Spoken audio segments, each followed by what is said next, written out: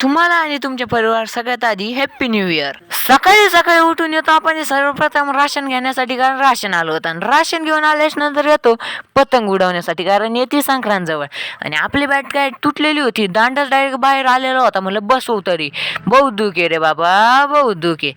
मग आपल्या बॅटीला पहिले पोपट पक्कड लावली आणि पक्का आवळून घेतलं आपल्या लाकडाला. आणि आवळून झाल्याच नंतर आपल्याला काढायची होती हे नट, आणि मग आवळायची होती आपली पूर्ण बॅट. आणि दांडा बसवल्याच नंतर तुम्ही बघू शकता आपली बॅट एकदम टापटीप दिसत होती. थोडे वेळ वाळत घातल्याच्या नंतर आपण तिला थोडं ऊन देऊन बघतो तर आपल्या हाता करीत होते थरथर. एवढ्या मेहनतीच्या नंतर आपल्या बॅटीचं तुम्ही फायनल लुक बघू शकताय.